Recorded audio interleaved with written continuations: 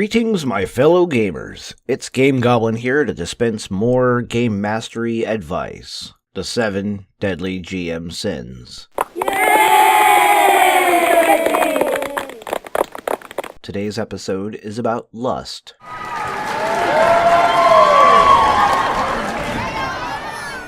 Perhaps the hardest one to nail down out of the list of 7 sins comes right in the middle, and that would be the sin of lust, which by definition is an inordinate craving for the pleasures of the body.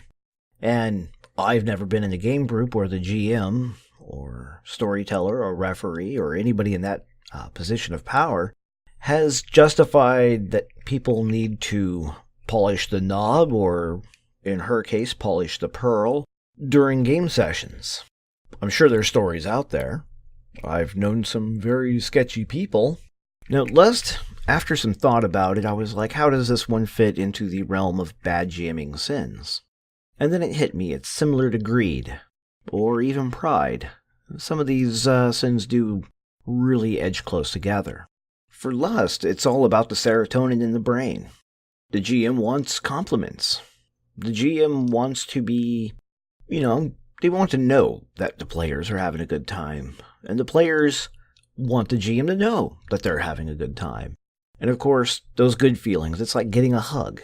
So the more you get hugs for running a game, the more you're going to desire hugs, even if you're not doing the greatest of jobs at being a game master. So in a way, you're getting pleasures of the body.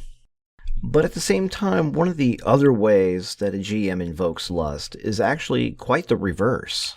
It's more or less invoking lust in the players. And I mentioned this on a previous podcast. Even then, it was hard to nail down in words because, of course, this is one of those strange wibbly-nibbly ones that's lurking in the shadows that you don't quite see. And when it comes to GMs, some of them seem to develop a fan club of sorts. They get a bunch of friends together, especially in an online setting. I first noticed the way a GM can do this, especially is a format where there's a lot of unknown variables running around. Like in an online game. I first noticed this in EverQuest, when the GM would have a kind of a fan group around them. And this fan group, they got all the things they pretty much wanted. And they would stand around and, talk about how great the GM was, and the GM would let them have stuff out of the bank the normal players couldn't have. And the next time I've noticed this, and more frequently so, especially is large groups where individuals do the kind of the same thing. They get a bunch of players who are part of the inner circle. And this inner circle gets all the feel-good feelings. I mean, the GM is paying attention to them. They're patting them on the head. They're all having a fun time. And then you have the outsiders outside of the guild or the core game group if it's a very large game session. And they don't get the feel-goods.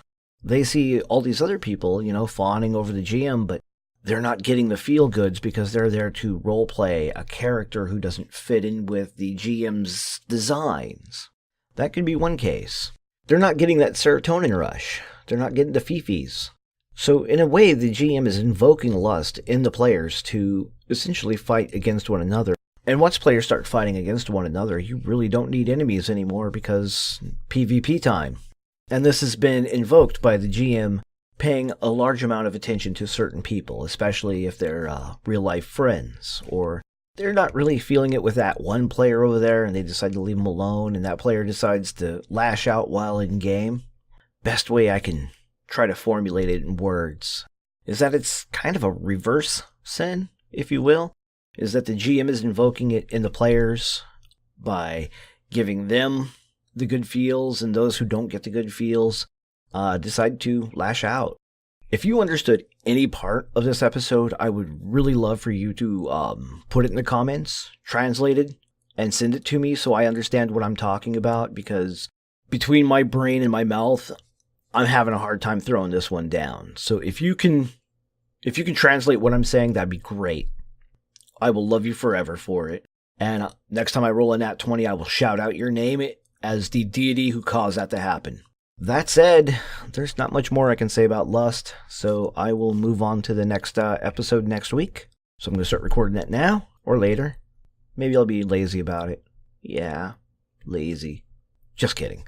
I'll see you all next week. Thanks for listening. Greetings, my fellow gamers. It's Game Goblin here to dispense more game mastery advice. The 7 deadly GM sins. Kill the beat.